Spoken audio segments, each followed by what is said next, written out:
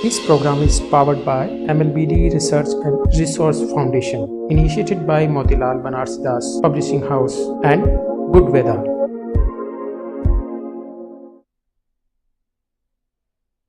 नमस्कार, आप देख रहे हैं वार्तिक टीवी और मैं हूं सुभाष शर्मा। वार्तिक टीवी के इस special programme seeking the enlightenment में आप सबका स्वागत है। जैसा कि आप जानते हैं, हर रविवार सायंकाल 6 बजे हम आपके समक्ष ये प्रोग्राम लेकर उपस्थित होते हैं और इस प्रोग्राम में हम भारतीय ज्ञान परंपरा को, भारतीय वांग्मय को गीता उपनिषद के जरिए, गीता उपनिषद के माध्यम से समझने समझाने का काम करते हैं। और इस ज्ञान यज्ञ में आहुति देने के लिए हमारे साथ जुड़ रहे हैं देश के बहुत ही एमिनेंट लोग हैं और सब्जेक्ट एक्सपर्ट्स हैं। और आज के इस प्रोग्राम में हमारे साथ रहेंगे जवाहरलाल नेहरू यूनिवर्सिटी जेएनयू नई दिल्ली से संस्कृत एंड इंडिक स्टडीज के एमिनेंट प्रोफेसर रामनाथ जी झा। मुंबई से हमें ज्वाइन करेंगे टाइम्स ऑफ इंडिया के एडिटर रहे हुए एमिनेंट कॉलमनिस्ट श्रीमान विठल जी नाडकर्नी, और भारतीय मूल के इन दिनों यूएसए रहने वाले एमिनेंट साइंटिस्ट मशहूर वैज्ञानिक प्रोफेसर बलराम सिंह जी, और गोविंद गुरु यूनिवर्सिटी गोधरा गुजरात से हमें ज्वाइन करेंगे मॉडर्न मैनेजमेंट के सीनियर प्रोफेसर एन.एम. खंडेलवाल जी, और बेंगलुरु से हमें ज्वाइन कर रहे हैं प्रोफेसर श्रीराम जी दरभा। साथ ही आज हमारे पास एक गेस्ट एंट्री है, हमारे साथ एक गेस्ट जुड़ने वाले हैं और गेस्ट हैं कलकत्ता से ज्वाइन करेंगे प्रोफेसर सुमित जी रॉय। तो हम हमारे एमिनेंट पैनलिस्ट के पास चलें और आज के एपिसोड की विवेचना की शुरुआत करें। इससे पहले संक्षेप में एक भावभूमि आज के एपिसोड की हम आपके समक्ष रख देना चाहते हैं। आज हमारा 81वां एपिसोड है, यानी कि हम 80 एपिसोड पूरे कर चुके हैं और इस वक्त चैप्टर 10 चल रहा है गीता उपनिषद का, अध्याय 10 चल रहा है। और आज जो हम विवेचना के लिए श्लोक टेकअप कर रहे हैं वो हैं 15 से 18। चैप्टर 10 के shlokas 15 to 18 we will take up in this episode. और ये जो अध्याय है, ये जो चैप्टर है, ये विभूति योग नाम से कहलाता है। और विभूति योग के आज के इस एपिसोड में जो खास बात है वो ये है कि ये जो चारों श्लोक हैं जो आज विवेचित होंगे, ये अर्जुन द्वारा पूछी गई जिज्ञासा के श्लोक हैं। वो भगवान के समक्ष, अपने गुरु के समक्ष, अपने फ्रेंड, फिलोसोफर एंड गाइड के समक्ष, अपने मेंटोर के समक्ष अपनी जिज्ञासा रख रहे हैं। चारों श्लोक उनके प्रश्न हैं असल में। अब वो भगवान से क्या जानना चाहते हैं, क्योंकि जिज्ञासा का ही सारा मामला है इसमें। अर्जुन भगवान के समक्ष अपनी जिज्ञासाएं रखते जा रहे हैं और एक अच्छे शिष्य के नाते जिस तरह का भाव वो प्रदर्शित कर रहे हैं वो हम सभी चूंकि जीवन में जिज्ञासु ही हैं और सभी पूरी जिंदगी पढ़ते हैं, लेकिन खास तौर पर जो इस वक्त छात्र हैं, इस वक्त जो शिक्षार्थी हैं जिनको अपना करियर बनाना है, उनको भी इस एपिसोड में बहुत कुछ जानने समझने को मिलेगा। क्योंकि जिस तरह से अर्जुन यहाँ पर अपने प्रश्न रख रहे हैं, वो प्रश्न किस तरह से रख रहे हैं, ये बहुत विलक्षण बात है।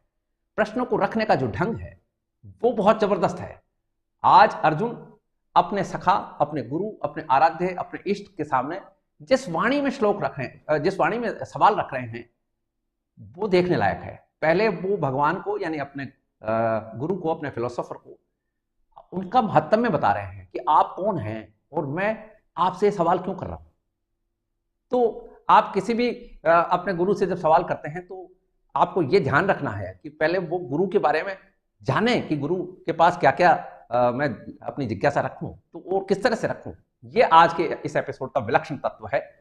और इसमें और क्या अर्जुन इन सवालों के जरिए कहना चाह रहे हैं, ये सवाल आखिर में क्या हैं, ये समझने के लिए अब हम हमारे एमिनेंट पैनलिस्ट के पास, हमारे लर्नड जो पैनलिस्ट हैं उनके पास चलते हैं। Now without further delay we would like to welcome our esteemed panelist. हमारे साथ जुड़ चुके हैं professor Shriman Ramnath ji Jha, eminent columnist Shriman Vithal जी नाडकर्नी, और प्रोफेसर श्रीमान बलराम सिंह जी, प्रोफेसर श्रीमान एन.एम. खंडेलवाल जी, प्रोफेसर श्रीमान श्रीराम जी दरभा, और प्रोफेसर एंड ऑथर श्रीमान सुमित जी रॉय।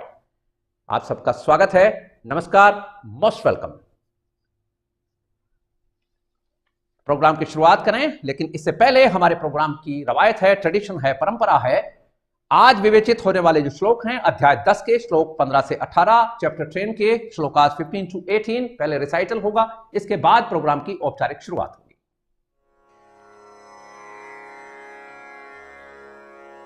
अथ दशमोऽध्यायः विभूतियोगः। श्रीभगवानुवाच स्वयमेवात्मनात्मानं वेत्थत्वं पुरुषोत्तम भूतभावनभूतेश देवदेव जगत्पते वक्तुमर्हस्य शेषेण दिव्या ह्यात्मविभूतयः याभिर्विभूतिभिर्लोकानिमांस्त्वं व्याप्य तिष्ठसि कथं विद्यामहं योगिंस्त्वां सदा परिचिन्तयन् केषु केषु च भावेषु चिन्त्योऽसि भगवन्मया विस्तरेणात्मनो योगं विभूतिं च जनार्दन भूयः कथय तृप्तिर्हि शृण्वतो नास्ति मे मृतम्।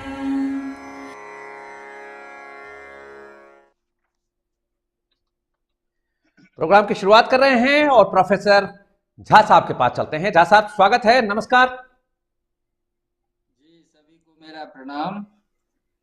और 2 संडे में नहीं रह पाया, इसके लिए क्षमा प्रार्थी हूँ क्योंकि किसी विशेष कार्य में था। लेकिन जिस काम में आप लगे हुए हैं उसमें ये भारत के लिए गौरव की बात है। हम नहीं चाहते कि हमारी तरफ से कुछ हम बताएं, आप चाहेंगे तो आप बता दीजिएगा, हमने अभी गोपनीय रखा हुआ है। जी, तो जैसे कि आपने भूमिका में कही है बात कि अर्जुन जो हैं वह सबसे पहले उनके महात्म्य को बताते हैं, क्योंकि गुरु का जो स्वरूप है वो हमें उसको जानना चाहिए और उसी के अनुसार हम अपनी जिज्ञासा प्रस्तुत करते हैं और उसी के अनुसार हम उस मार्ग पर आगे बढ़ते हैं। इसीलिए अर्जुन ने सबसे पहले उनको कई सारे विशेषण यहाँ पे बताए हैं कि आप पुरुषोत्तम हैं। हम सभी जानते हैं कि 15वें अध्याय के अंत में अभी हम आगे चर्चा करेंगे कि वहाँ सॉरी 3 प्रकार के पुरुष का विवेचन है। एक है क्षर पुरुष, एक है अक्षर पुरुष और एक है पुरुषोत्तम। तो पुरुषोत्तम परमात्मा और ईश्वर के लिए वहाँ पे प्रयुक्त है। इसी बात को ध्यान में रखते हुए उनको पुरुषोत्तम से संबोधित करते हैं और उनके लिए भूत भावन शब्द का प्रयोग करते हैं, क्योंकि भूत यानी इस सृष्टि को बनाने वाले जो हैं वो भूत भावन हैं और जब वो बनाने वाले हैं तो फिर उसके वो ईश भी हैं, क्योंकि सब कुछ उन्हीं के अधिष्ठान में जो है वो प्रस्तुत है। उसी उन्हीं के अधिष्ठानत्व में सब कुछ जो है वो नियमित है, सब कुछ संचालित है और फिर उसी में सबका लय हो जाता है। और एक और विशेषण देते हैं देव देव, यानी जो देवों के देव हैं। तो जितने देव हैं, जो देवता गण हैं, तो उनकी भी अग्नि से होती और उन सबके जो मूल स्वरूप के रूप में विद्यमान है वो देवों के देव हैं। तो एक ये विशेषण है और अंत में जगतपति, यानी इस जगत के जो स्वामी हैं, क्योंकि उन्हीं के नियंत्रण में ये सारा जगत है। चेतन स्वरूप उनका जो व्यक्तित्व है उसी के आधार पे ये सृष्टि का संचालन होता है। तो ऐसे विशेषणों से विभूषित जो ईश्वर हैं उनको वो कहते हैं कि स्वयं एवात्मनात्मानं वेत्थ, क्योंकि आप स्वयं से स्वयं को जान सकते हैं। हम सभी जान कि जो परम तत्व है उसका जो मूल स्वरूप है वो किसी कार्य रूप उपकरण से नहीं जाना जा सकता। इसीलिए कठोपनिषद में ऋषि कहते हैं कि यदा पंचावतिष्ठन्ते ज्ञानानि मनसा सह बुद्धिश्च न विचेष्टति ताम आहु परमाम गति। जब हमारे सेंस ऑर्गन्स इंद्रियां फेल कर जाती हैं, जब मन काम करना बंद कर देता है, जब बुद्धि को जाता है और वो जब रुक जाए, तो इसका मतलब कि कार्य जो कुछ भी है उसको टूल के रूप में हम उपयोग में लाते हैं और एक निश्चित, लेकिन उसके द्वारा उस परम तत्व को नहीं जाना जा सकता। इसीलिए बार बार ये शास्त्र में आता है कि आत्मन्येवात्मना तुष्टः। यहाँ उसी बात को भगवान रिपीट कर रहे हैं कि स्वयमेवात्मनात्मानम, अपने आप को अपने आप से ही जान सकते हैं। तो आप ऐसे हैं क्योंकि और किसी तरह से आपको न जाना जा सकता है और न ये संभव है। तो इसके आधार पे ये कहते हुए फिर वो और आगे इसको बढ़ाते हैं कि आपकी जो विभूतियां हैं, क्योंकि जो भी सृष्टि है वह उन्हीं का विस्तार है। आदि शंकराचार्य का एक श्लोक है ना कि ब्रह्मैवाहमिदं जगच्च सकलम चिन्मात्र विस्तारितम, कि उन्हीं का ये विस्तार है। इसी को हम अपर ब्रह्म कहते हैं उपनिषद की शब्दावली में। तो ये जो अपर ब्रह्म का स्वरूप है वस्तुतः वो आपकी ही विभूति का रूप है। और ये जो विभूति है ये दिव्य है, क्योंकि हम जो जिस रूप में हम चिंतन करते हैं, जिस रूप में हम कारण कार्य की बात करते हैं, वह ऐसा नहीं है।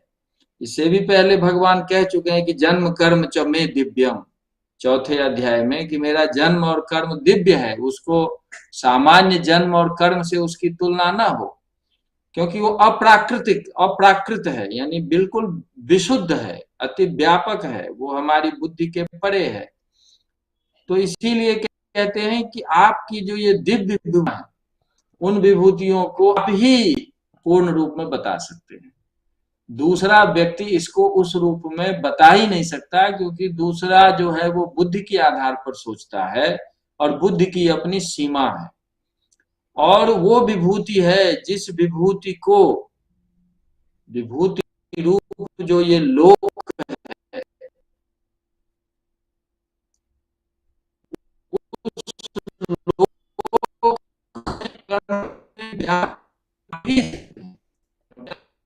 जब बहुत चर्चा चीज रहा है कि अंतर्यामी वो है। अंतर्यामी का मतलब कण कण में रहते हुए जो जैसा आपके कनेक्शन में तो कोई ऐसे प्रॉब्लम आ रही है? आपूर्ण अपनी विभूति में व्याप्त रह के उसको नियमित करते हो। बाज नहीं जा रही है? कुछ बीच में डिस्टर्ब आ रही हो है? रहा है। कुछ नेट की कुछ प्रॉब्लम है। आई थिंक ऑडियो कट के आ रहा है। अच्छा। तो एक बार चेक करा लेते हैं और हाँ, ठीक एक बार है, फिर ठीक, एक बार ठीक। दोबारा से आते हैं आपके पास में, और तब तक ठीक हम है, ठीक है, ठीक। नाडकर्णी साहब के पास चलते हैं। जैसा आपका जरा कनेक्शन चेक ठीक कराइए और रिज्यूम करा लीजिए। ठीक। जी नाडकर्णी साहब, स्वागत है। नमस्कार, स्वागत, नमस्कार, and I am happy to welcome Jha Saab back. And I was raptly listening to his narrative when this little disturbance came. I think that is also a divine sanket to improve the quality of his transmission to us. With that, I would like to start with a personal epiphany, because Jha Sahab has already given us the gist of the verses in Sanskrit, how the Lord himself can reveal his glories, because we look at him with the limitations of our kaya and our kalpa and our buddhi, and of course the Lord's maya is such that it is beyond compare and ken. Now, my own personal introduction to the vibhutis of the Lord came up during my childhood, when I was made to stay with my cousin in western suburbs of Mumbai.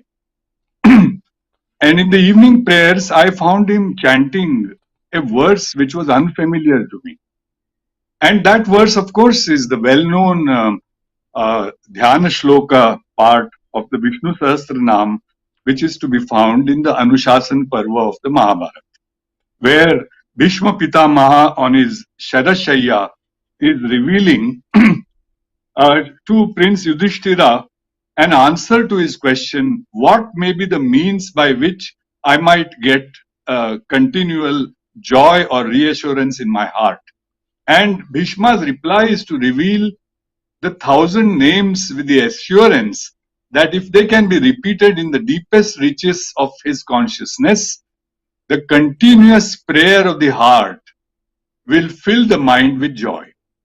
Each of these names, each of these vibhutis carries a significance. Some refer to the power and beauty of the Lord, others recall some incident in the vast mythology of Vishnu, whose compassion sustains the world. And Vishnu, as Ekanath Ishwaran says in his beautiful commentary on the Sahasranama, he who is everywhere has entered into all creatures as their innermost consciousness. He upholds the cosmos from within as its ruling principle and establishes and embodies Dharma as the indivisible unity of life. But the paradox is, in our daily mundane life, we tend to forget this embodiment and then we get divided. And it is then that we need a sadhaka like Arjuna, who most tactfully says, "Oh Lord, reveal to me your glories." And what is more, that he adds that I can never tire of listening to them. I can testify to this personally, and it is not because with a sense of pride that I say this. This is a fact that has filled me with wonder over the years, 7 decades. Every time I listen to the story, I want to listen to it again. I want to listen to it again, and I know it by heart. Almost I can recite it with closed eyes. But yet, why does it fill us with this absolutely ineffable joy? And this is the feeling, this is the special feeling that I resonate personally with these beautiful 4 verses. And this is something that is also echoed in the Bhagavatam by Goswamiji, who says, they are those who are devoted to the glories of the Lord can never tire. And every repetition, it goes on increasing. Jiva Goswamiji says this, the very thing that Arjunji is saying. And just to conclude this first round of mine, I'll say the verses.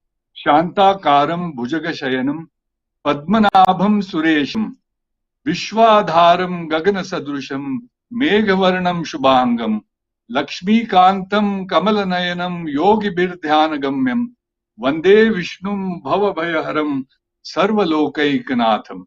So just imagine the beauty of this, of the verses. Ostensibly, they were created by Vyasa Mahamuni.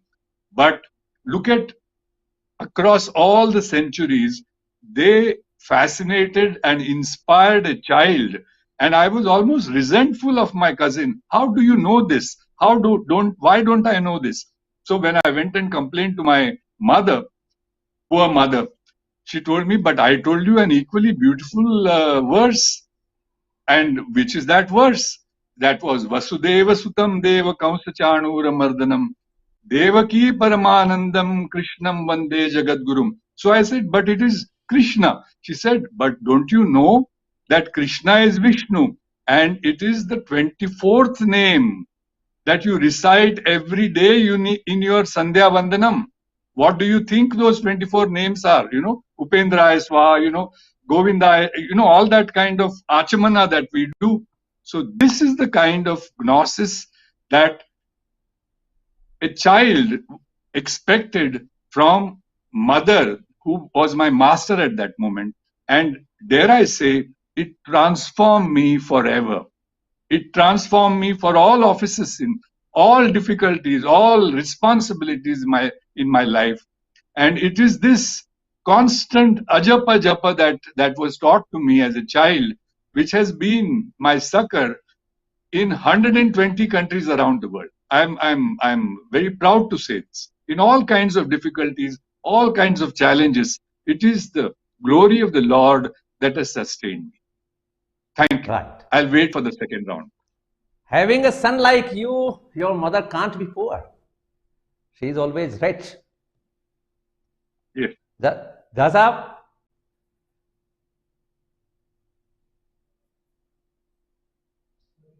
Unmute है, unmute. आवाज जा रही है अब? अब आ गई आवाज।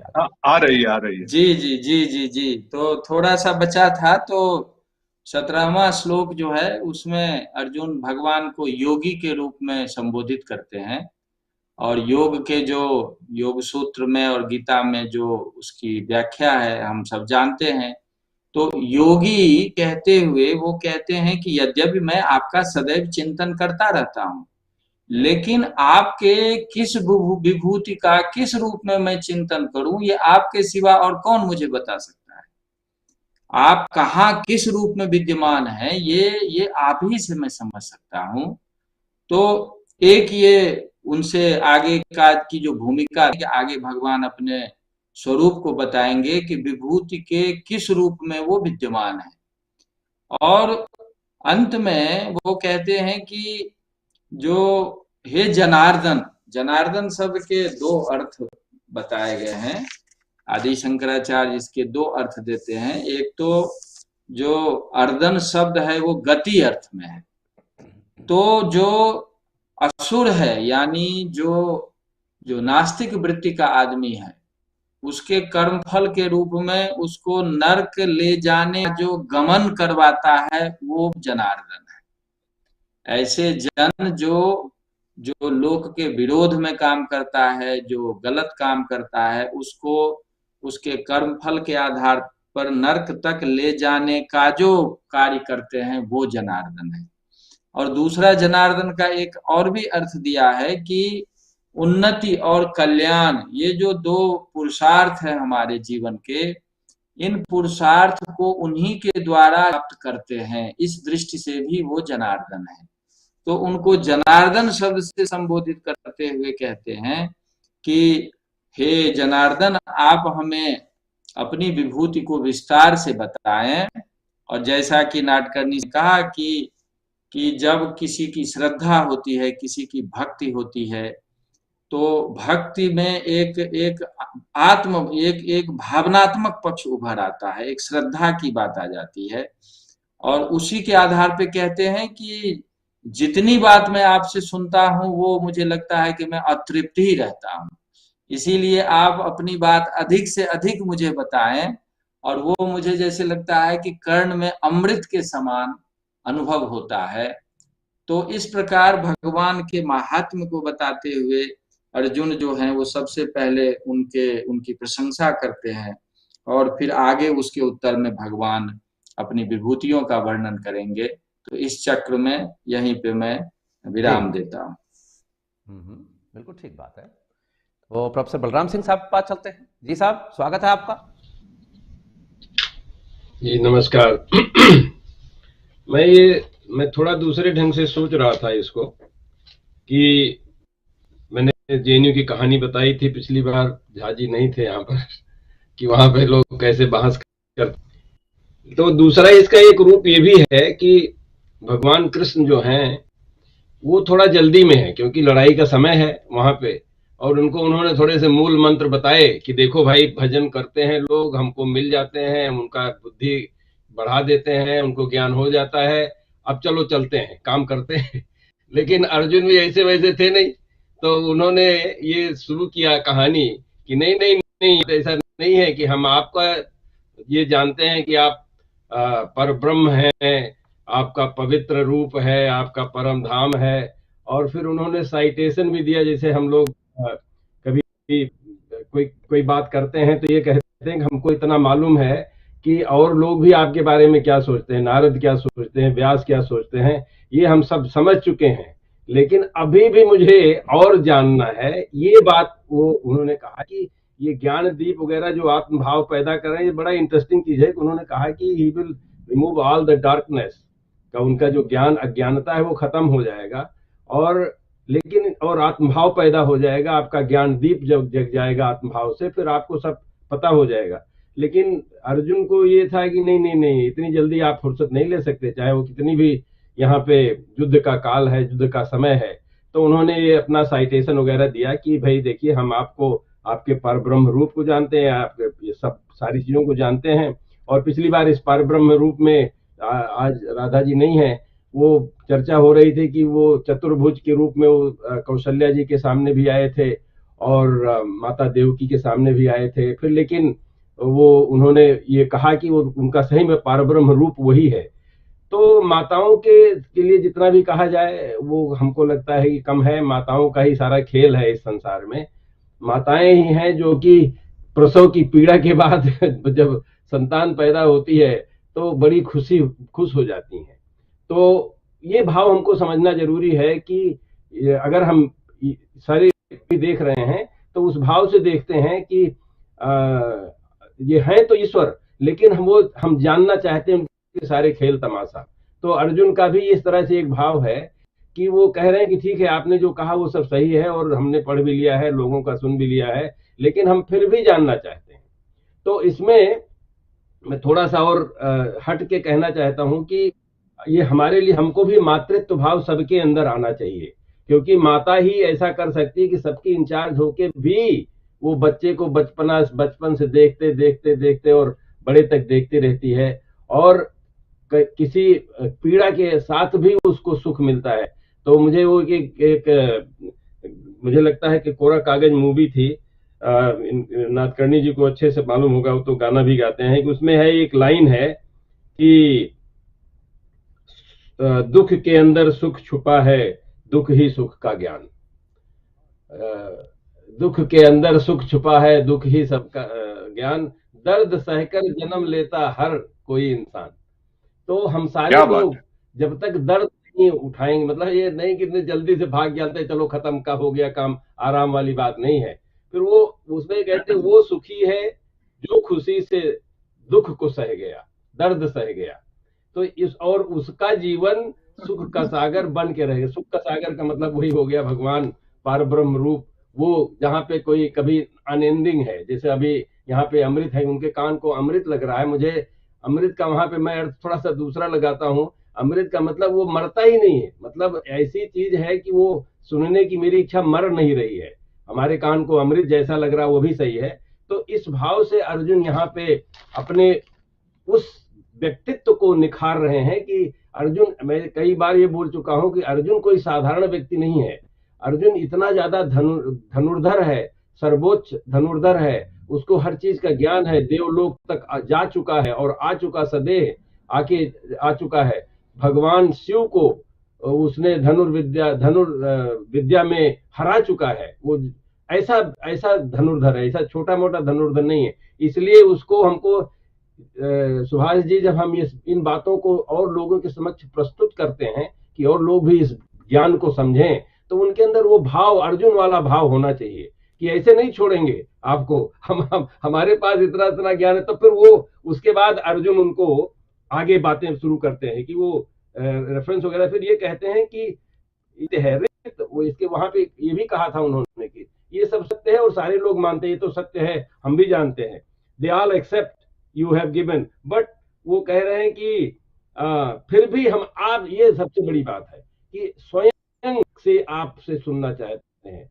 इसमें दो भाव हैं जो मैं अक्सर कहता रहा कि सिर्फ यही नहीं है कि वो ये कह रहे हैं कि अर्जुन को ये मालूम है जो भी कोई व्यक्ति स्वयं कोई चीज कहता है वो सारा अधिक रूप से पूर्ण होता है और वो सत्य ज्यादा होता है। हम आपके बारे में कितना भी सोचें लेकिन हम वो नहीं समझ सकते हैं। और जब आप हमको अपनी बात बताएंगे, चाहे वो कोई भी व्यक्ति हो, तो भगवान कृष्ण की बात है तो भगवान कृष्ण तो उनके सखा भी थे, गुरु ईश्वर के रूप थे, उन्होंने जो जो इस संसार में किया वो सब उस समय भी सर्वविदित था। और वो सब जान के अर्जुन ये चाहते थे कि आप अपने तरफ से बताइए ये हमको, और इसको विस्तार में बताइए। विस्तार में मतलब जैसे वो माता होती है ना, वो बच्चे का खेल भी देख रही है, तमाशा भी देख रही है, उसकी परेशानियां भी देख रही है, सिखा रही है, पढ़ा रही है, नहीं, उससे माता का सबसे बड़ा ज्ञान होता है। उसी कनेक्शन इज आउट। तो बलराम सिंह साहब का कनेक्शन में कोई प्रॉब्लम आई अचानक से, और अब हम खंडेलवाल साहब के पास चलते हैं। जी खंडेलवाल साहब नमस्कार। नमस्कार साहब, जय श्री कृष्णा। बहुत लंबे समय के बाद मिल रहे हैं, दर्शन हो रहे हैं आपके सबके। देखिए, दूसरे अध्याय में भगवान श्री कृष्ण ने अर्जुन को नपुंसक और कायर कह के संबोधित किया था। शिष्य पद उन्हें ग्रहण किया अर्जुन ने, और 9 अध्यायों में जो कुछ प्रवचन चला, डायलॉग चला, उसका इतना प्रभाव तो पड़ा कि अर्जुन जो है एक बहुत अच्छा शिष्य है, बहुत ज्ञानी है, विद्वान है, ये इन श्लोकों से सिद्ध हो जाता है कि उसने भगवान श्री कृष्ण को समझने का प्रयास किया है। 9 अध्यायों के बाद अब वो कायर या नपुंसक की संज्ञा के लायक तो नहीं है, कम से कम इतना इससे स्पष्ट हुआ। दूसरी बात यह है कि श्लोक नंबर 15 जो है, इसमें अर्जुन ने श्री कृष्ण भगवान को 5 संबोधन किए हैं। भूत भावन, जो सब प्राणियों का उत्पत्ति करता है। भूतेश, जो सब प्राणियों का ईश्वर या शासक है। यहाँ मैनेजमेंट का टच आ जाता है। यहाँ मैनेजमेंट का जो कंसेप्ट है वो ये आ रहा है कि श्री कृष्ण जो है वो टॉप मैनेजमेंट है एक तरह से, पूरे यूनिवर्स के भी हैं, और संस्था के हिसाब से सोचें तो ही is the chairman of the whole organisation. Bhutesh कहा गया है, शासक है। देव है, देवों के देव हैं। जगतपति हैं और पुरुषोत्तम हैं। तो कम से कम ये 3 संबोधन जो है, भूतेश, देव और जगतपति, ये स्पष्ट करता है कि श्री कृष्ण टॉप मैनेजमेंट हैं। और बाकी जो वैदिक देवता हैं, इंद्र, वरुण, कुबेर इत्यादि जितने भी हैं, ये यम आदि, ये सब मिडिल लेवल ऑफ मैनेजमेंट है। जो सौंपा हुआ जो काम है, भगवान ने जो काम सौंप रखा है उनको सृष्टि के संचालन में, वो काम उन्हीं से शक्ति प्राप्त करके वो करते हैं। इसके बाद 16वें श्लोक में जिन विभूतियों के द्वारा इन सब लोकों में आप छाए हुए हो भगवान, वह जो आपकी दिव्य विभूतियां हैं वो आप हमें क्यों नहीं बतलाते हो? अर्जुन निवेदन करता है कि वो तो आप ही बता सकते हो। ठीक है, आप क्या हो ये मैंने आपको संबोधन कर दिया, लेकिन आपकी जो विभूतियां हैं जिनसे कि आप पूरे जगत में छाए हुए हो, वो तो आप ही बताने में समर्थ हो। आप हमें क्यों नहीं बताते हो? ये प्रश्न अर्जुन करता है। मैनेजमेंट में भी यही होता है कि टॉप मैनेजमेंट जो है वो मिडिल लेवल के सब लोगों से अपनी विभूतियां शेयर नहीं करता। उसके लिए भी अधिकारी जब उसको नजर आता है, कोई सबऑर्डिनेट ऐसा नजर आता है कि जो अधिकारी हो इस रहस्य को जानने का, तभी वो अपनी शक्ति का, अपनी अथॉरिटी का जो रहस्य है वो उनको मतलब प्रकट करते हैं। तेरा नित्य चिंतन करके भी तो योगी को मैं कैसे जानूं कि हे योगेश्वर, मैं रोजाना चिंतन करूं, मैं तुम्हारा ध्यान करूं, तो भी मैं तुम्हें कैसे जानूं? तुम्हारी विभूतियों को कैसे जानूं? मैं नहीं जान सकता, इसलिए वो तो आपको ही बतानी पड़ेगी। तो यहाँ एक लिमिटेशन आ जाती है कि जो लोग ध्यान करते हैं, जो योग करते हैं, वो भी क्या परब्रह्म की सारी विभूतियों को जान पाते हैं? हाँ, तुलसीदास जी रामचरितमानस में यही कहते हैं कि जिसको वो जनाना चाहते हैं उसको जना देते हैं, जिसको कहते हैं वो उसको जना देते हैं, ये है। और जब वो जान लेता है वो तब उन प्रभु का ही हो जाता है। जानत तुम्हें हो जाई, आपको जानने के बाद वो आप ही का हो जाता है। तो मैनेजमेंट में भी यही है कि टॉप मैनेजमेंट की विभूति जिसने सुन ली, जिसने समझ लिया कि उसकी अथॉरिटी क्या है, वो निश्चित रूप से टॉप मैनेजमेंट का ही हो जाता है। फिर वो उसके विरुद्ध जाने की बात नहीं करेगा कभी भी। इसके बाद आता है 18वां श्लोक। आपकी जो योग शक्ति है, आपकी जो विभूतियां हैं, उनको विस्तार पूर्वक आप मुझसे कहो। आपकी अमृत वाणी को सुनकर हे कृष्ण मेरी तृप्ति नहीं होती। तो अब अर्जुन जो है भक्ति भाव में भी है, भक्ति उसमें उत्पन्न हुई है, और अभी वो अधिकारी शिष्य बन चुका है।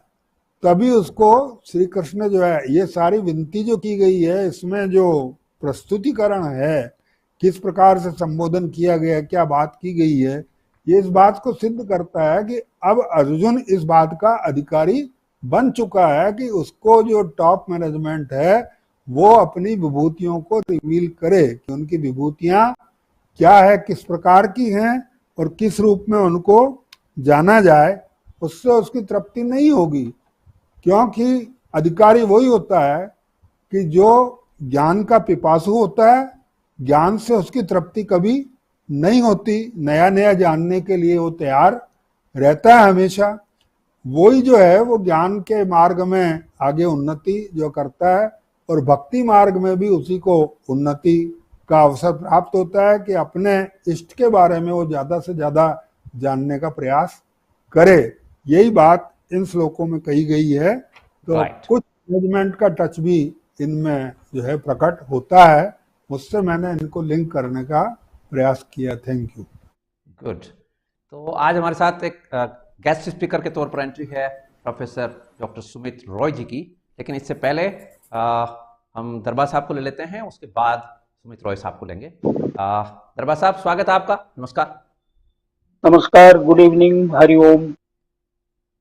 All religions seem to be saying the total, the summary of all religions seems to be about know thyself, whether it is Western or Eastern.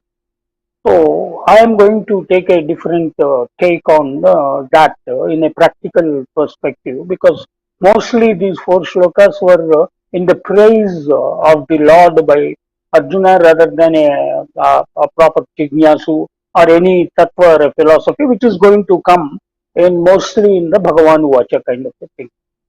So, know, while it is know thyself, here he is saying Swayameva Atmanatmanam.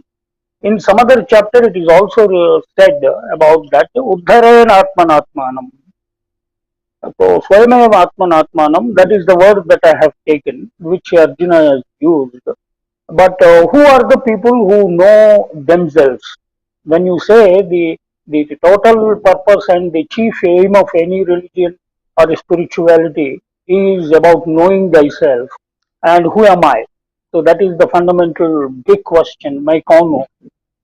So that is the seems to be the fundamental question.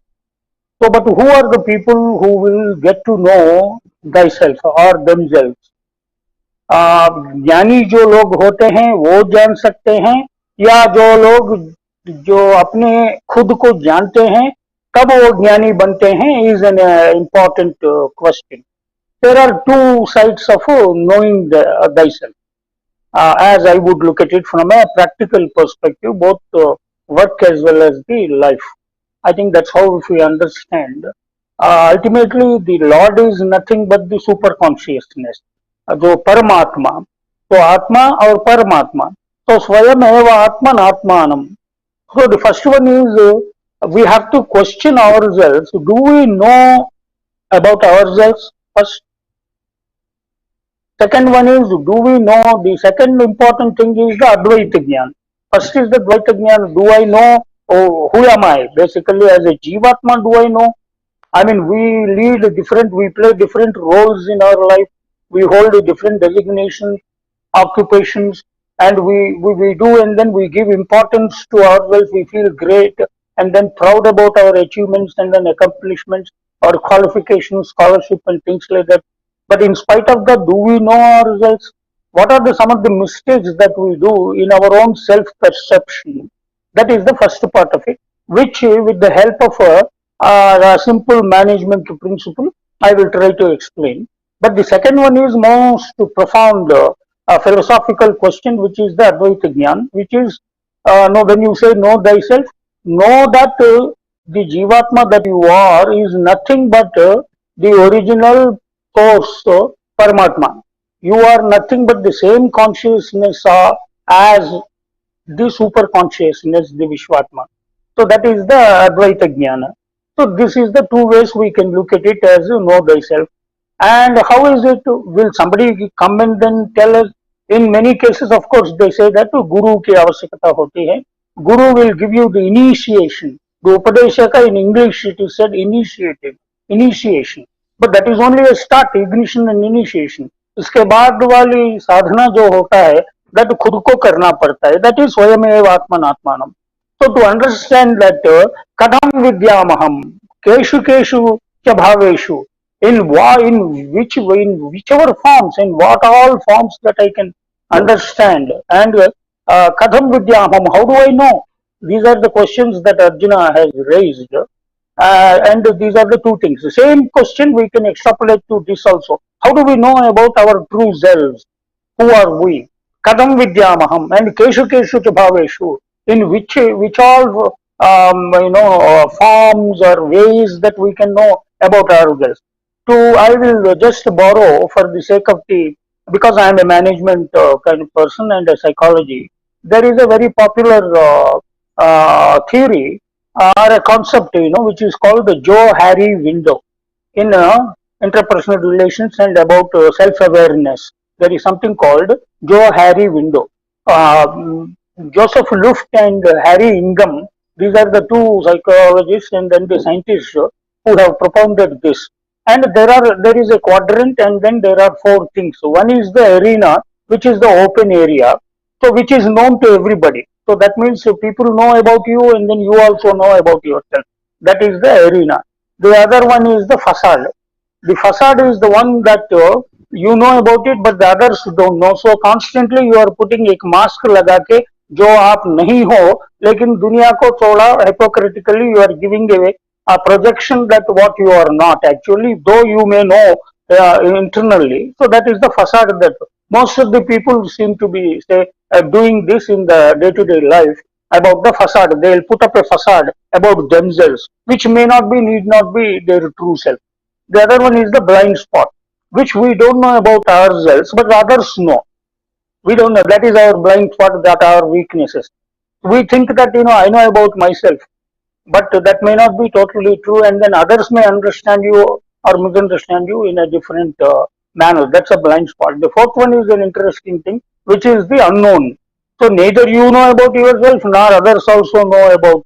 So without getting into the full details of it's a big theory. It's a one-day workshop that normally we do in management and then the training. So to borrow that, it is about knowing actually yourself. You can use that for self-awareness and then self-perception about to know about yourself, and then how do you relate with the others and the world, and how do you want others to relate with you. So this particular concept and then the theory is useful.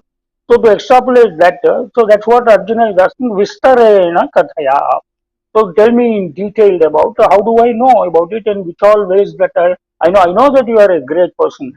So Bhagavan is an omniscient and omnipresent and almighty. So obviously he is a jnani and then the Paramatma. So सब कुछ वो जानते हैं अपने बारे में.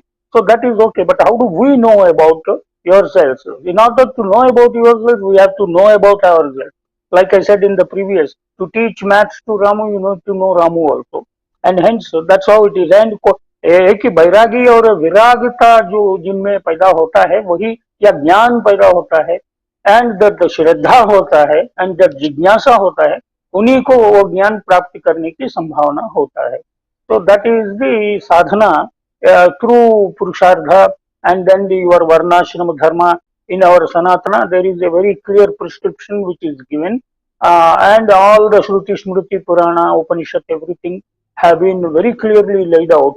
The process to learn that. Also, like Jasab has given now, and he has also quoted the Upanishad.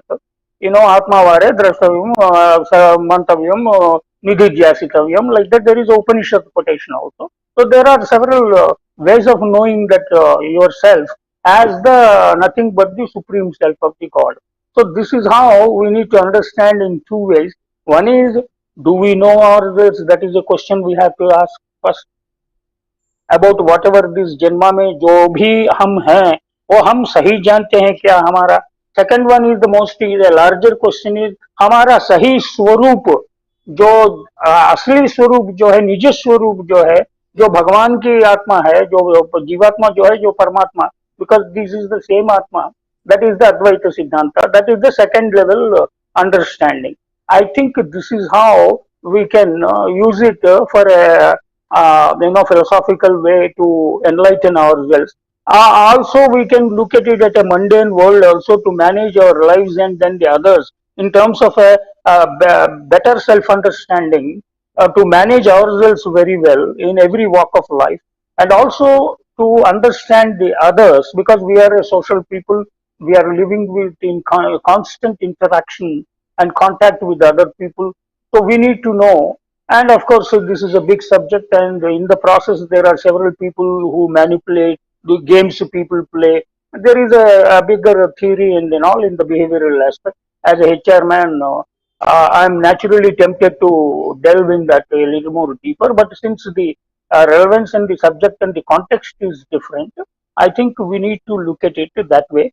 The rest of the things, I think they have explained about the adjectives which are used for the Bhagavan once again to aggrandize the glory of the Bhagavan, to understand, and also the pleading which is done by the Arjuna on our behalf. The Jivatma is asking the Paramatma, why don't you reveal yourself so that I can understand you better?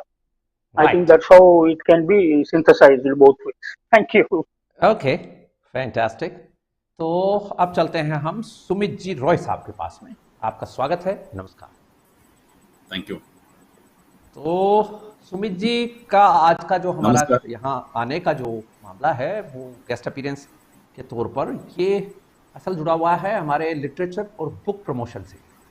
और सुमित जी की एक हाल ही में प्रकाशित हुई, publish हुई book हमारे हाथ में है, अभी हम आपको दिखाने वाले हैं। Our planet, consumption and wellbeing, the title of the book is, and here the book is. थोड़ा सा इसको ले आइए तो ये आपको दिख रही होगी, और सुमित जी भी इस बुक को दिखा देंगे आपको। तो ये सुमित जी ने बुक लिखी है, और बुक का सब्जेक्ट मैटर क्या है, और इस बुक में उन्होंने क्या क्या चीज़ कवर की है, और वो क्या कहना चाहते हैं, और किस तरह से हमारे जो आम लोग हैं उन तक अपनी बात पहुंचाना चाहते हैं, वो सब हम सुमित जी से जानना चाहते हैं। जी साहब। Namaskar. Thanks for giving me this platform to introduce to the book. And the book, Our Planet, Consumption and Well-Being, is a product of maybe last 7 to 8 years. And I'll just give you a brief how this idea got started. And almost for 15 odd years, I have worked into the corporates with various organizations. And I have worked into the plastic and the rubber industry. And while I used to work in this industry, I used to go to some of the villages that includes Madhya Pradesh, Chhattisgarh, Rajasthan, and of course Maharashtra in large, especially the Darbha side. And I had to deal with a lot of sarpanch and farmers because we had a lot of agricultural products. They're all with plastics and all with tires, actually. I mean, these are the industries I've worked.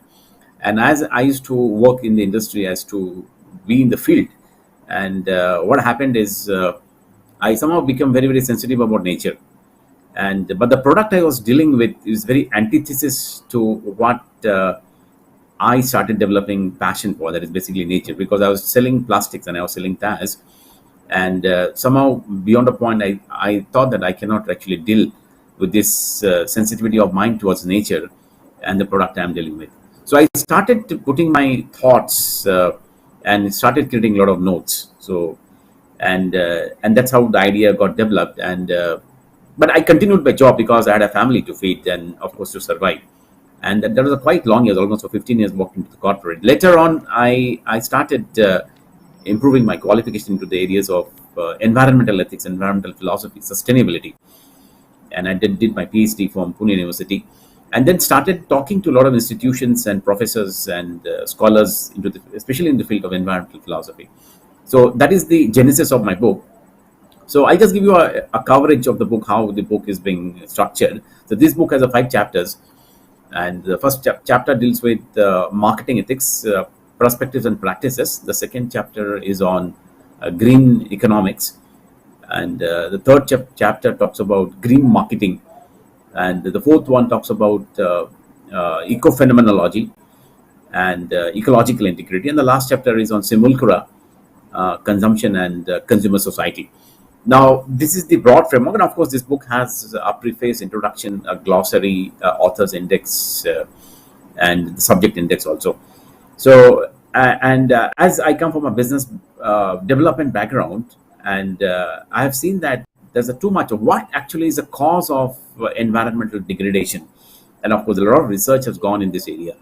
So, there are a lot of reasons are there, but one of the prime area where the environmental degradation is happening, one of the reason is too much of consumption, and it was the French philosopher called Jean Baudrillard has talked something called consumer society. That's what my chapter, last chapter actually deals a lot.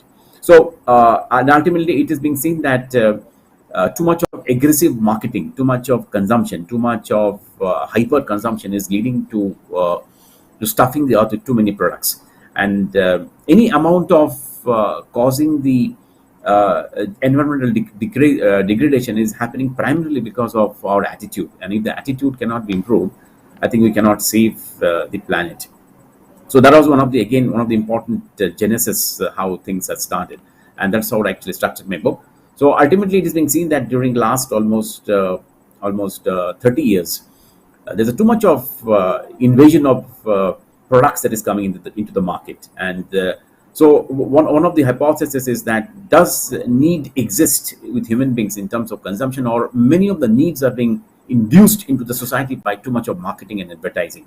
So I have done a lot of criticism on the existing mode of marketing, and marketing does create certain kind of false need, and in the process we are trying to depersonalize ourselves. But ultimately, all the Upanishadic thoughts. First chapter I have given a lot of references from the Upanishad. This is the sadhana. But here, just a small interjection Yes. For you. Yes. You have mentioned list of illustrations. Yeah, But yeah. in this, you haven't mentioned any Indian scripture or any Indian philosophical thing. First chapter it has. If you see the first chapter, there are lots of in the first chapter I have talked about. Hence we talk about सर्वे भवन्तु सुखिनः और हमारे ecological का भी Yes. सारा हमारे जो वांग्मय है उसमें, लेकिन इस वासुदेव लिस्ट में तो आपका नहीं मेंशन है. अंदर आपकी it is डिटेलिंग में then- होगा, डिटेलिंग में आपने yeah. दिया होगा, नो डाउट. वो Yes, yes. हम जा भी Yeah, नहीं पाए उस तरफ. subject index, it is there in the subject index, and it is also Right. there in the first chapter.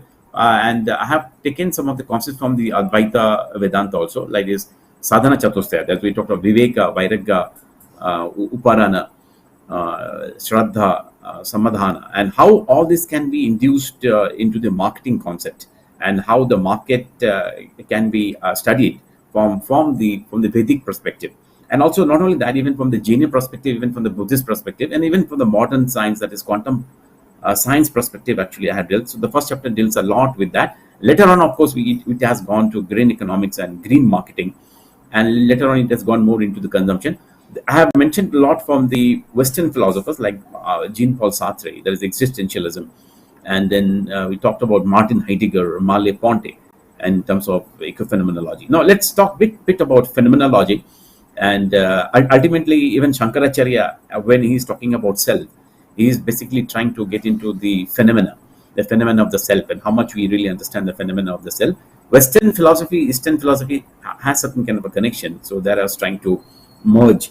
But primarily, I have referred more of Martin Heidegger, and phenomenology as a subject matter was dealt primarily with Edmund Husserl.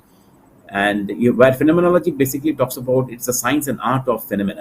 Now, to what extent we are trying to understand the phenomena of the earth. So in earth, we need to talk about, we have biospheric history, we have climatic history, we have crustal history, we have aquatic history, we have volcanic history, and all this history ultimately has led into the formation of our ecosystem. And this ecosystem has actually given us the way very which is conducive to the nature. It is not only just the lithosphere or the atmosphere, but it is also the overall biosphere that makes us living very possible. And today's too much of consumption pattern is making this entire carbon cycle, the water cycle, the phosphorus cycle, and all the ecological cycle to get disrupted. So to what extent, when you say Vasudeva Kutumbakam is one of the important, we understand that the entire earth is our family. To what extent you're able to imbibe in our policy. So we know this as a concept. We know this intellectually, but to what extent you're able to imbibe. So this book also is going to help to the policymakers. So how much all these theories and the intellectual concept can be actually implemented into the management, and that actually is a relevance. Now, when you talk about bit of consumption, four consumption I have dealt with. One is called conspicuous consumption. One is compulsive consumption. One is hedonic consumption. Another is called symbolic consumption. So why do we require so much of consumption? So is there a need actually that the human beings require, or is the need is being totally manufactured from the marketing and too much of advertisement, and we get hooked into that? And especially from the Advaitic Vedantic perspective, we are trying to delayer ourselves and trying to going to the core. So we have the Jivatma and the Paramatma, and to what extent we as an individual who are into marketing, who are into policymakers, who are into consumption, to what extent all these concepts can be brought into our day-to-day life. And once we actually are bringing this to our day-to-day life, then probably the utility of the Bhagavatam and of even the Advaitic Vedantic tradition. So they are not only the books, they're not only for just knowing, but they're also for implying. So I think one of the uniqueness of the book is I'm trying to really connect the knowledge with policy, connect the knowledge with practice, trying to connect the knowledge with our day-to-day life. And how once we do it, so but I was not focusing only on the Indian context. Even I have given reference from the Jaini perspective and also from the Buddhist perspective, even from the Taoistic perspective. Tao was given by Lao Tse, and Tao actually is being pronounced as Tao, and Lao Tse was considered as the first physics person to understand the flow of nature, because and that has a lot of significance in the way actually we are trying to understand nature, because nature can be understood from environmental science, that is one perspective, and nature can also be understood from the philosophical perspective. And my work is primarily almost 80% is from the environmental philosophy and environmental ethics, and from environmental science, because when you're trying to understand environmental science, it has a lot of significance. But in addition to the environmental science, what can make a lot of difference is environmental philosophy. So I have referred almost at least 100 environmental philosophers, and of course Indian context, and that makes the book much more unique in its treatment, and how it can actually help us to understand the deeper self. And once we understand the deeper self, maybe a lot of peripheral cells will automatically dissolve, because a lot of depersonalization of the self is happening because of too much of Bastu, because we are much more Bastu Pradhan, not a Bhava Pradhan. And once we get a Bhava Pradhan, then we understand that we are not separate from the nature, rather we are all part of the nature. And this book actually primarily highlights these particular aspects. And once, of course, we go through the book, we'll find lots of philosophers has been mentioned. And I think this can make a lot of difference with the student community and, of course, from the scholar community. And this book is published by R. Motilal. एक बार दिखा दीजिए. Yes. पर चेहरे के सामने लाइए, चेहरे के सामने लाइए. आप देख सकते हैं, हम हमारे व्यूअर्स को रिक्वेस्ट कर रहे हैं. ये बुक है जो कि आज के ज़माने के हिसाब को दर्शाती हुई बुक है. आज हमें क्या करना है. हालांकि जहाँ से ये सब कुछ डिस्ट्रक्शन शुरू हुआ है, अब वहीं के लोग अब एकोइंग करने लग गए हैं कि किस तरह से प्लेनेट को बचाया जाए, किस तरह से हमारी ये जो मटेरियलिस्टिक लाइफस्टाइल है इसको कम किया जाए, वस्तु प्रदान की बजाय भाव प्रदान, जैसा कि प्रोफेसर साहब कह रहे हैं, वैसा बनाया जाए. तो इस बुक को पब्लिश किया है हमारे इस प्रोग्राम के जो स्पॉन्सर हैं, मोतीलाल बनारसी दास का एक सिस्टर कंसर्न है डिवाइन समथिंग. आप बता सकते हैं क्या नाम क्या है उनका. Book is published by divine destination and and जो हमारे इस प्रोग्राम के को स्पॉन्सर हैं उनकी तरफ से ये बुक पब्लिश्ड है. तो आपको बहुत बहुत बधाई हो और रॉय साहब. और ये बुक कहाँ से मिल सकती है इसके बारे में भी आप हमारे व्यूअर्स को बता सकते हैं. A book can be ordered from Motilal Banarsidass Publishing House. That is one. That is one of the leading publisher in the section of Indology and Indic studies. And of course, this book is also available with Flipkart and also in Amazon, both in Amazon.in, and it is there in Amazon. It is there in Flipkart, and of course Motilal Banarsidass Publishing House, Delhi.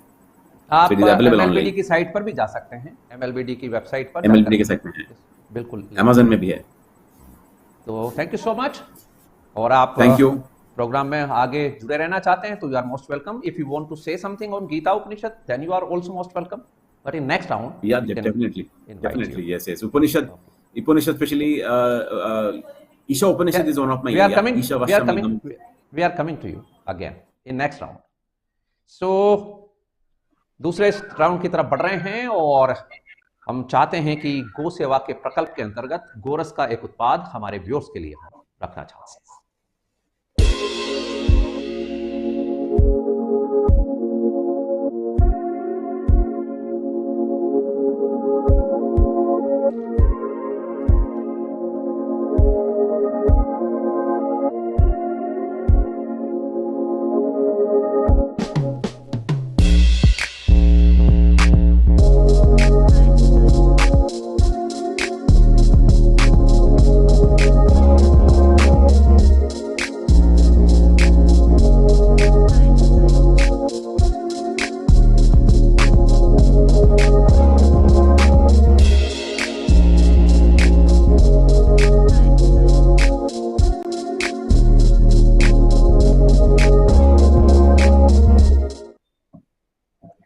Second round की ओर चल रहे हैं. Brief round रहेगा, open round है और झा साहब के पास चलते हैं. जी नमस्ते. मैं 1 मिनट आध मिनट, पुस्तक की चर्चा हो गई तो थोड़ी मेरी जिज्ञासा बढ़ी है, तो 1-2 मिनट में इसमें थोड़ी जिज्ञासा है तो पूछूंगा. सुमित जी उस पर क्या रिस्पॉन्स करते हैं. तो एक बात तो ये है कि जो सबसे पहले जब हम इकोलॉजी की बात करते हैं या जब हम पर्यावरण की बात करते हैं तो जो एक मिनट झा साहब, एक मिनट रुकिए. सुमित जी जुड़े हुए हैं या नहीं है? एक बार मेरे ख्याल से वो आउट है, उनको वापस से जोड़िए. झा साहब कुछ क्वेरी रखना चाहते हैं.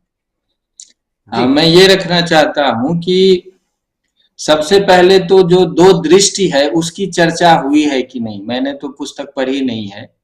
एक दृष्टि तो ये है कि जो मनुष्य के लिए संपूर्ण प्रकृति उपभोग की वस्तु है, तो एक दृष्टि ये है जो वेस्टर्न का है, और उस दृष्टि के आधार पर ही पर्यावरण का जो हाल अभी तक हुआ है वो उसके लिए जिम्मेदार है, क्योंकि लोगों के मन में उन्होंने यही ज्ञान डाला है और इस ज्ञान के आधार पर लोगों की दिनचर्या बनी है.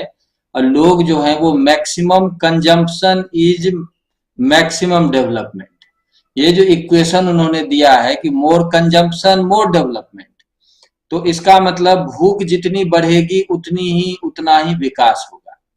और इस सृष्टि का गॉड से कोई रिलेशन नहीं है, इसीलिए इसमें भाव नाम की कोई चीज नहीं है, सब कुछ मनुष्य के लिए है. लेकिन अभी जो हम चर्चा कर रहे हैं 10वें अध्याय में और आरंभ से चर्चा कर रहे हैं कि, और जो वेद उपनिषद सब जो आरंभ से ये कहता आ रहा है कि बहुश्याम प्रजाएय, कि मैं ही बहुत हो जाऊं. अब मैं ही बहुत हो जाऊं तो इस चैप्टर में भी अभी हम वही चर्चा कर रहे हैं कि भगवान की जो विभूति है वो उन्हीं का विस्तार है और उस विभूति के कण कण में विद्यमान है. इसीलिए भारतीय ज्ञान का निष्कर्ष है कि क्योंकि कण कण में वही तत्व विद्यमान है, इसीलिए तेन त्यक्तेन भुंजीथा मा गृध कसु सिद्धनम, मिनिमम फॉर सर्वाइवल. हमारा ये है कि इस प्रकृति में जो कुछ भी है उसका कम से कम कंजम्पशन हो और उतना ही कंजम्पशन हो जिसके कारण मेरा सर्वाइवल बना रहे. तो ये जो सबसे पहले जो 2 दृष्टि है, इस दृष्टि को किस तरह से उन्होंने प्रस्तुत किया है, एक तो ये जानने का विषय है. दूसरा विषय ये है कि उनकी दृष्टि से ये जीव है कौन. वेदांत की दृष्टि से या गीता की दृष्टि से तो जीव के 4 भेद हैं. एक तो जरायुज है, अंडज है, स्वेदज है, उद्भिज है. हम मनुष्य को भी जीव मानते हैं. हम जो पशु पक्षी है उसको भी जीव मानते हैं, हम जो पेड़ पौधे हैं उसको भी जीव मानते हैं, और हम जो कीटाणु हैं उसको भी जीव मानते हैं। तो उनके लिए तो मनुष्य केवल जीव है, और बाकी सब तीन जो जीव हम मानते हैं उसको, उनके लिए वो कंजम्पशन का विषय है। तो इसीलिए वो सबको ऐसे ही खाते पीते रहते हैं। तो इस दृष्टि से भी पर्यावरण की समस्या आती है। तो ये जो मौलिक दृष्टि है, इस दृष्टि के प्रति उनका क्या है, जैसे आपने कहा ना कि आपने शास्त्र को कितना लिया है, वो जरूर उसको प्रस्तुत करना चाहिए, जिससे कि पता चले कि इकोलॉजी तो 1866 का टर्म है, जो जर्मन बायोलॉजिस्ट ने अर्नेस्ट हैकल ने पहली बार ये डेयर किया कि बताया कि we have to study the relationship between human being and other than human being. So this was the first attempt from a biologist. और उसके बाद से फिर ये इकोलॉजी, फिर डीप इकोलॉजी, सारी बातें आई हैं। लेकिन जो आज तक जो अभी चल रहा है, जिसके कारण अभी हम देख रहे हैं कि जो क्या हाल हो रहा है, तो उसके पीछे जो उनका जो चिंतन है वो ठीक से आया कि नहीं, उसके नेगेटिव कितने एस्पेक्ट हैं वो उभर के आया कि नहीं। और भारत का जो मॉडल है वो तो वेद से ही, वो शुरू ही हम वहीं से करते हैं कि जितने जितने देवी देवता की जो वहां ऋग्वेद में सब जगह वर्णन क्यों है, क्योंकि प्रकृति के वो सारे तत्व हैं, और उन तत्वों को सुरक्षित करने का मतलब ही है यज्ञ पूजा, और सुरक्षित रखने का मतलब ही है कि हम भी सुरक्षित हैं। तो जो जो हमारी चिंतन परंपरा है उसको ठीक से वहां प्रस्तुत किया गया है कि नहीं, विथ रेफरेंस। तो ये विषय जो है ये जानने का विषय है। दूसरी बात एक और है कि दर्शन, वो जो उन्होंने कहा ना कि फिलॉसफी, एनवायरमेंटल फिलॉसफी, ये सारी चीजें वैदिक परंपरा में या भारतीय परंपरा में नहीं है। यहाँ दर्शन जो है वही दर्शन पर्यावरण में भी दर्शन है, मनुष्य में भी दर्शन है, परिवार व्यवस्था में भी दर्शन है। जीवन के जितने पक्ष हैं उसका एक ही दर्शन है, और वो स्रोत को जानना और उसके आधार पर व्यवहार करना, ज्ञान पूर्वक व्यवहार है। तो ये इस विषय में उन्होंने क्या प्रस्तुत किया है, ये यदि हम जाने तो भी बहुत अच्छा है। अर्थ के बारे में उन्होंने बहुत सारी बातें की है। हमारे तो अभी 15वें अध्याय में पढ़ेंगे, भगवान कहते हैं कि गामा विश्व च भूतानि धारयाम में हमोजसा। गाम का मतलब पृथ्वी, पृथ्वी जो है वो मैं पृथ्वी के कण कण में व्याप्त हूं और मेरी ही शक्ति से है वो। इसीलिए पृथ्वी पर जो कुछ भी चीज है उसके प्रति उनका क्या एनालिसिस है। अभी अर्थ चार्टर 2000 में यूएन जो है उसने डिक्लेयर किया है कि अर्थ एलाइव है, लेकिन हमारा तो माता भूमि पुत्रो हम पृथ्व्या, अथर्ववेद ऋग्वेद में है माता पृथ्वी है और वो जीवित सत्ता है। तो उसके कंजम्पशन के प्रति क्या दृष्टिकोण है, ये सारी चीजें किस रूप में प्रस्तुत हुई है, थोड़ी हमारी जिज्ञासा बढ़ी है। यदि सुमित जी इसको बताएंगे तो ये एक बहुत बड़ा उपकार होगा। और 1 मिनट सिर्फ मैं और लेना चाहता हूं कि जो हमारा एक तो कंट्रास्ट है, मोर कंजम्पशन मोर डेवलपमेंट, हमारा है minimum consumption for survival because everything is divine and we have to sustain ourself, so we have to take minimum from nature. Maximum की तो बात ही भारतीय दर्शन में नहीं है। तो एक बात यह, बस 1 मिनट और सिर्फ लेना चाहता हूं कि जो हमारे अभी ज्ञान की बात चल रही थी, दरभा जी ने भी बहुत अच्छी बात रखी और खंडेलवाल साहब ने भी एक पक्ष रखा जो भक्ति पक्ष है। तो 2 पक्ष है, एक तो भक्ति पक्ष है जिसके द्वारा आप, जो उन्होंने रामचरितमानस की बात करी, सोई जानत जही देव जनाई। तो जानत जो देव देह जनाई यहाँ तो है, लेकिन जानत तुम्हें हो जाए, ये भक्ति पक्ष में कम उपयोग होता है, क्योंकि भक्त जो होते हैं वो अपने को भगवान से अलग ही रखना चाहते हैं, वो भगवान नहीं होना चाहते। इसीलिए तो जितने भक्त संप्रदाय हैं उन्होंने आदि शंकराचार्य का क्रिटिसिज्म किया है। लेकिन जो कठोपनिषद का मंत्र है कि यमय वेश वृणुते तेन लभ्य तस्यैष आत्मा विवृणुते तनुम स्वाम, वहां 2 व्याख्या होती है। एक व्याख्या होती है कि हमारे अंदर जो चेतन तत्व है उस चेतन तत्व को जानना ही एकमात्र उद्देश्य जब का हो जाता है, तो वह चेतन तत्व अपने को रिवील करता है, अपने स्वरूप को समझा देता है और जो वह स्वरूप है वही ब्रह्म का स्वरूप है। तो एक आदि शंकराचार्य ये पोजीशन लेते हैं कि यम का मतलब यम आत्मानम जीव एषः वृणुते, जो जीव उस आत्मा का ही वर्ण कर लेता है तो आत्मा अपने रहस्य को प्रकट कर देती है। और दूसरा रामानुजाचार्य जो वही पोजीशन लेते हैं, कहते हैं, वो पलट देते हैं अर्थ को और वो कहते हैं कि यम का मतलब यम जीवम ईश्वर वृणुते, ईश्वर जिस जीव का वर्ण कर लेता है उसके सामने अपने स्वरूप को प्रकट कर लेता है। तो ये दो पक्ष है, एक प्योर ज्ञान का पक्ष है जिसमें अपने आत्मा को जानते हुए आप अहम ब्रह्मास्मि या तत्वमसि की स्थिति में चले जाते हैं, और दूसरा पक्ष है कि भक्ति भाव से आप आगे बढ़ते हुए भगवान में समर्पण के द्वारा भगवान जब आपको चाहते हैं, जितना चाहते हैं जन्मा देते हैं। तो ये विषय में रखना चाहता हूँ। बहुत बहुत फैंटास्टिक। तो पहले सुमित जी से आपकी जो जिज्ञासा है उसके लिए बात कर लेते हैं और फिर राउंड को आगे बढ़ाते हैं। सुमित जी, आपने झा साहब को सुना है क्या? हाँ, आपका जिज्ञासा I think primarily is on consumption, if I have heard you properly. It is on consumption ऊपर। मेरी 4-5 जिज्ञासाएं थी, आपने शायद उस समय नहीं। हाँ, उस समय वो जुड़े हुए नहीं थे एक्चुअली। तो बुलेट दोबारा- पॉइंट में यदि दोबारा आप दीजिए, एक बार बता सकें। नहीं, पहली मेरी जिज्ञासा तो ठीक है, मैक्सिमम कंजम्पशन और मिनिमम कंजम्पशन। दूसरी जिज्ञासा थी कि वो कंजम्पशन करता कौन है।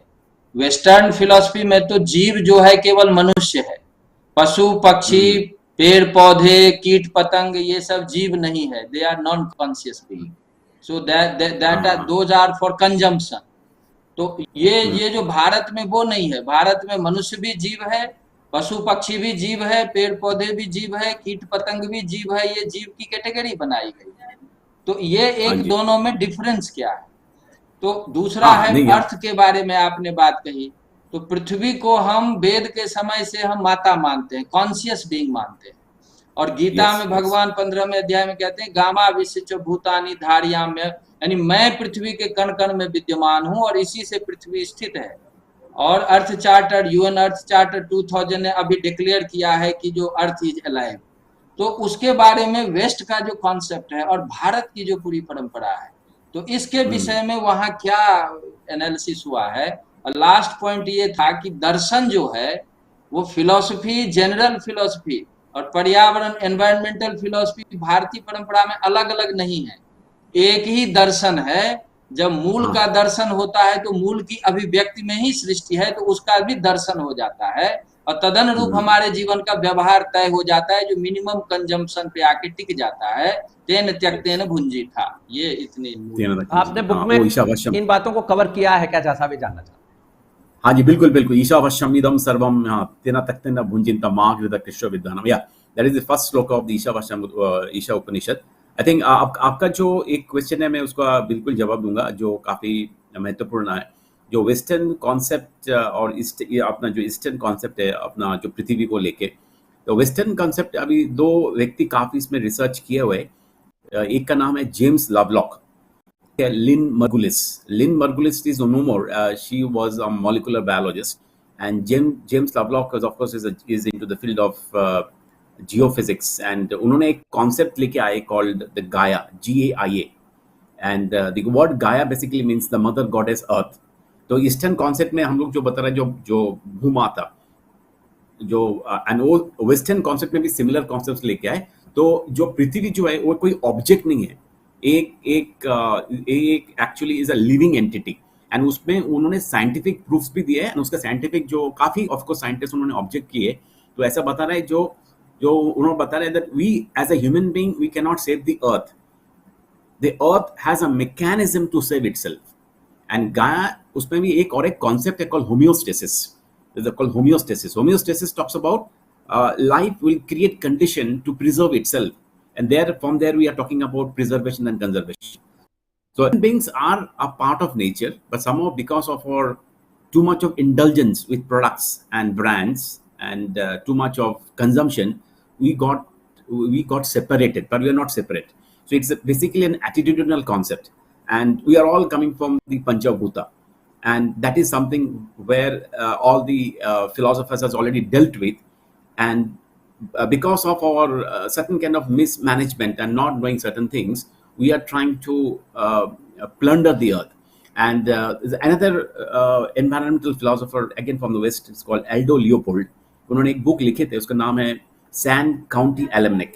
तो उसके एक कोट है, and the quote is, "A thing is right when it ensures and maintains the stability and the integrity and the beauty of the biotic community, and it is wrong when it is otherwise." So stability, integrity of the biotic community, it is wrong when it is otherwise. So human beings are not conqueror of the earth, rather they are the part of it. And that's what, whether it is James Lovelock, Lynn Margulis, Aldo Leopold, and what's the Eastern philosophy has already talked about it much earlier time actually. So there is actually a sharp similarity between what the modern philosophers and the modern environmental scientists are talking about from the philosophical and even from the scientific perspective, and what already Indian philosophers have already talked about 2000, 3000 or even 5000 years back. So there is no dissimilarity between the Western concept as per the modern findings and what are actually our seers and sages has already talked about it. And as far as consumption is concerned, consumption in my book, I have primarily focused on the way humans are consuming as of today. And that is because of too much of greed, too much of moreness that is required. And जो संतुष्टि जो भाव है, जो भाव प्रधान है, somehow we are trying to get delineated from that. And we need to get aligned with that. And that can only happen once we are much more. So one is the prabhritti marga and the nivritti marga. So we are getting more into the prabhritti, and the nivritti marga, we're not getting inside. So satisfaction ke liye, we are trying to look into more of things from outside, and that is fueled. So this book primarily talks on marketing ethics. So as of now, if you see, we have too much of corporates that is actually springing up. Too much of entrepreneurship, too much of products, too much of brand, too much of flooding the things. So we are getting glared by all these things. So this French philosopher called Jean Baudrillard in 1970, he predicted that this society is becoming a consumer society. Everything is boiling down to consumption, and we are no longer getting into satisfaction of what actually we are having. So what Jean Baudrillard, the French philosopher, has talked about is a consumer society, and he talked about a term called hyper-realism. Today we have 3D, today we have 4D, 5Ds, and we have so much of visual mechanism. So all this makes us. एक काम करेंगे, आपकी आवाज में कुछ problem आई है, एक minute यहाँ रोक रहे हैं। एक काम करेंगे, आपको हम एड्रेस देंगे, झा साहब का भी एड्रेस देंगे, हमारे बाकी पैनलिस्ट का भी एड्रेस दे देंगे, आप बुक भेजिएगा, and we will do further एक सेपरेट जो है इसके ऊपर, आपकी बुक के ऊपर सेशन करेंगे। तो ये पढ़ भी लेंगे जब तक हमारे जो एस्टीम पैनलिस्ट हैं, बुक में क्या कंटेंट्स हैं, क्या है। अभी तो क्या है कि एक ओवरऑल पिक्चर की बात चल रही है, और आज हमने आपको गेस्ट स्पीकर के तौर पर आपकी बुक का इंट्रोडक्शन देने के लिए बुलाया है। एक बार एक सेशन और आपके साथ में स्पेशल कर सकते हैं, तो उसके लिए प्लान कर लेंगे। और जो बात जहाँ साहब ने रखी है वो संभवतः आपने, लगता है ऐसा है कि कुछ कवर किया है इसमें, और उतना जो एक ओवरऑल जो व्यू जो सामने आ रहा है वो ये है कि आपके विचारों से ऐसा लग रहा है कि वो चीजें उसमें हैं अंदर। हालांकि बुक मेरे पास है, लेकिन मैं भी उसको पूरी तरह से देख नहीं पाया हूं, तो और उसके लिए प्लानिंग भी थी कि एक नया सेशन करेंगे। जा साहब कुछ कहना चाहते हैं? जी जा साहब। बस मैं सिर्फ 10 सेकेंड लेना चाहता हूँ। मेरी जिज्ञासा ये है कि 20th सेंचुरी का जो साइंटिफिक डेवलपमेंट है और जो फिलॉसफी डेवलप किया है वेस्ट में, उस पर भारतीय दर्शन का बहुत प्रभाव है। इसीलिए वो जो प्रभाव है उसको आप वेस्टर्न फिलॉसफी ना माने, वेस्टर्न फिलॉसफी माने कि 20th सेंचुरी से पहले का जो उसका चिंतन है, और उसके आधार पर उन्होंने नेचर के साथ जो व्यवहार किया है, तो वेस्ट का ओरिजिनल फिलॉसफी वो है। तो आप उसके बारे में क्या उसमें लिखा है, ये मेरी जिज्ञासा थी। बस ये हम आगे चर्चा करें। हाँ, वो बुक भेजेंगे आपको, तब वो बात भी आ जाएगी कि आपने कहाँ से क्या लिया है, तो क्या क्या चीजों को कवर किया है। ये बात जहाँ साहब ने बहुत जबरदस्त उठाई है कि जो कॉन्सेप्ट अभी न्यू कॉन्सेप्ट कह सकते हैं आप इसको, अभी तो 150 साल के आसपास का कहानी है ये। और इतनी स्पीसीज हमारे बचपन में हम कई चीजें देखते थे जो आज कहीं दिखाई नहीं देती हैं। और आप देखिए जहां से ये उठा है तूफान, वो तूफान यहाँ क्या खेल कर गया है कि ऐसी जो चीजें थी वो अब दिखाई नहीं देती हैं, क्योंकि वो धरती में इतना जहर इसमें आ गया है कि वो चीजें होती ही नहीं है।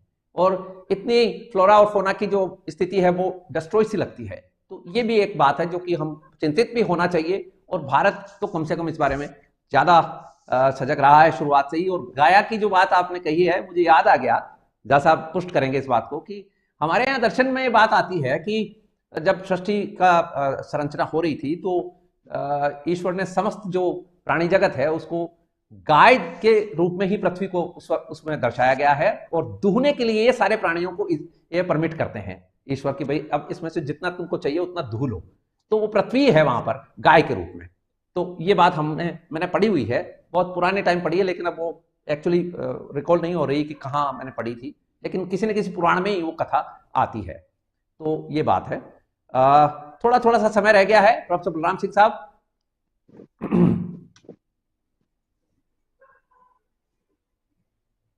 अनम्यूट कीजिए, तो म्यूट हैं आप।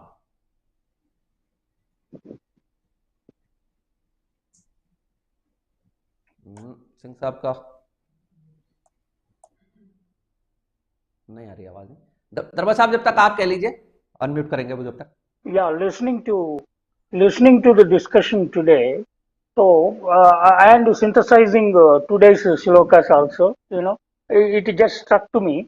That's what Arjuna is asking, basically.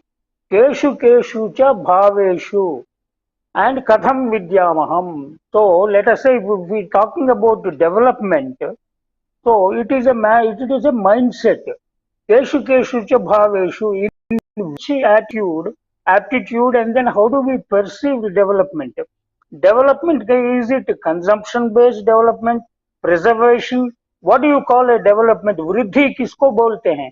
Consumption को वृद्धि बोलते हैं, प्रिजर्वेशन को वृद्धि बोलते हैं, या in our philosophy, in our भारतीय सनातन तत्व और अद्वैत और वेदांत की पर्सपेक्टिव से एबनेगेशन, जो निवृत्ति की बात जो किए हैं, ये दोनों, the first two, consumption and preservation dilemma, is a pravrutti wala bhava, and abnegation is the nivrutti wala bhava. How do we synthesize these two is the challenge.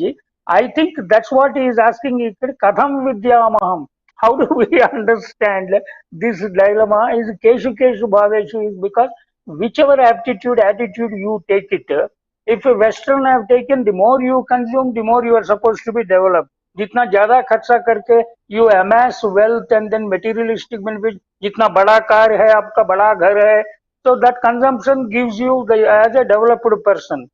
Whereas, or maybe preservation, is it how much you preserve, whether it is wealth preservation or health preservation, what is the development? Or the third one is ज्ञान की वृद्धि जो होता है.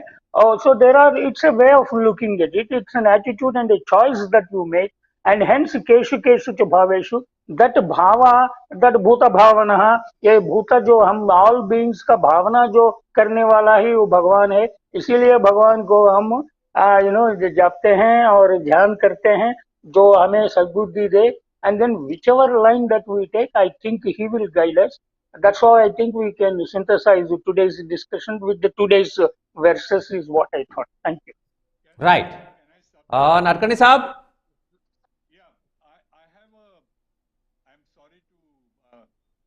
Interpose and say that I have a program which is already on YouTube on this topic. It's a 2-hour presentation we did on Gaia and greening. Actually, it's called Greening Gaia, and I did it for Sucheta Dalal's Money Life Foundation, and where we looked at many of these issues that you have talked about, philosophical, whether the world is meant to be milked or whether the world is meant to be, or what are the self-correcting mechanisms.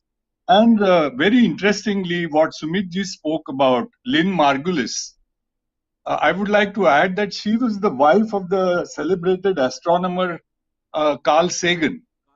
And she herself had difficulty in getting some of her thoughts accepted by the mainstream. And she was also officially called science's unruly earth mother. Because what Jha Sahab said, it challenged the deeply entrenched notions of entitlement that humanity took for granted. until Rachel Carson's Silent Spring and other things started manifesting, and the ecological pigeons began to come and roost home. And this also gives the possibility that human beings are not the crest jewels of evolution, and they could be just wiped out by Gaia if it gets angry. And we are also flirting with disaster when we think that we are the owners and not the handers down of this living tradition. Of course, there's a lot to be talked about it. I'm going to refrain myself, and I'm only going to take the discussion back to our topic, where we talked about the Chaturbhuja form that Balram Singh ji also spoke very eloquently. And here, as science editor, I could do no better than to invoke a great polymath of the 12th century, Bhaskaracharya, who uses this Chaturbhuja form and the 10-handed form of Shiva as a beautiful problem that he poses to his daughter Lilavati. You know, he says that Shivji has these attributes. I'm not going to get into the details, but Jha Sahab will definitely understand what I am talking about. You have the Pasha, you have the Sarpa, you have the Khatwanga, you have the Kapala, you have the Shula, etc., etc. So how many idols of Shiva can we create with these 10 arms? Right. So the answer is strikingly brilliant, and it goes into something like 36 lakh 28,800 forms of combinations of Shiva, versus you take the Chaturbhuja form and you get only a beautiful 24. And all the 24 have been iconized in our Shilpa Shastra Parampara. And you have all of them, and you have the names of all those that we invoke every day in our Sandhya Vandana. But what is the relationship between Shiva and Vishnu? There's a deeper, beautiful mathematical relationship. We talked about Ashtamurti Shiva in the past episode, where Kalidasa talks about it in his Mangalacharana. So Ashtamurti ke triple lenge aap, so you get Shiva. And there is an equivalence between Shiva and Hari, which the great Kirat Arjuneya also talks about, the Mahabharata also talks about, and of course I have to hold myself back. Arjuna is an extraordinarily brilliant character. He was so brilliant that he is worshipped as a god at the time of Panini. And you see that in his sutras also in the Northwest. He was worshipped as a god, and it is possible that Vasudeva culture has, very on thin ground when I say this, has probably curtailed the cult also a bit and made him lesser. But there are traces in the Mahabharata itself where the Lord treasures his dearest disciple as someone he would rather take than his own beloved wife. There are verses to that effect. So it also speaks of the spiritual nobility of the archer. It is not just that he is Sabyasachi with, only the physical manhood. He is also, in his own way, a perfect being, a avishkar of Nara and Narayana, which is the pair that you see reflected at Kurukshetra. Thanks. Right. Balram Singh साहब 2 minute का समय रह गया है. Really out of time. तो जी मालूम है, time तो बहुत जरूरी है. तो पहली बात तो मुझे बहुत ही अच्छा लगा ये चर्चा, और आपका ये, मैं आपसे शिकायत करने जा रहा था कि पुस्तक हमारे पास है नहीं, इसलिए पुस्तक में कैसा लिखा गया ये नहीं मालूम है. तो I think that is so nice of you to request Professor Sumit Roy to provide us some form of even summary will be helpful. Actually, how it is written, I think this is very important. So Gaia is actually, I thought the Professor Jha will say Gaia. Actually, there is another word for Bhumi, Dharti ke liye Gau, गौ का मतलब सिर्फ गाय नहीं होता, गौ का मतलब पृथ्वी भी होता है। एंड एक्चुअली वो बाहर की जो ग्रीस की फिलॉसफी है गाया वाला, वो उसी भाव से आती है, गौ के भाव से आती है, जिसमें कृषि गौरक्ष वाणिज्य में भी गौ का मतलब होता है कि पृथ्वी की रक्षा करना। Professor Jha is already brilliantly. मैं सिर्फ एक बात ये सिर्फ इसमें रखना चाहता हूँ कि जो हम ये कहते हैं वसुधैव कुटुंबकम की जो बात है, ये हमारे यहाँ पर हमारी रीति रिवाज परंपराओं में था, ये स्कूल में नहीं पढ़ाया जाता है, इसका इकोलॉजी के हिसाब से नहीं, इसको अपने जीवन में उतार के होता है। तो पहले तो that is the best way to teach जी। तो मैं यही, अभी माता का नाम फिर से आता है, गौ माता का भी नाम आता है, पृथ्वी माता का भी नाम आता है। तो पृथ्वी जैसे इसमें ये हो रहा है कि वो हमको सिखा रही है, जो गैया कॉन्सेप्ट है उसमें ये नहीं है।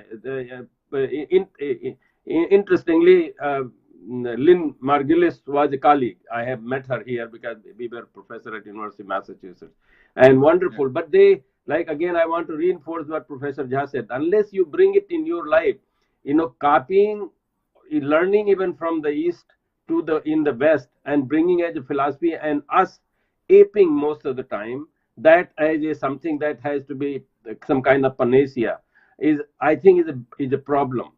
So I think it's a very good to have this discussion, and this book will reveal. It's a wonderful thing that Professor Roy has presented. It is a fantastic topic, and I think we should discuss more and see where we stand, and if we need to improve or do further steps.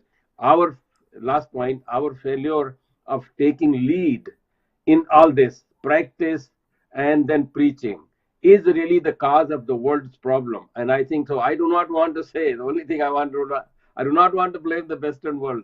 I want to blame us. It's us the problem. I think if we take the lead, and I think Professor Roy is doing that fantastically, I think that will be very most welcome. Thank you.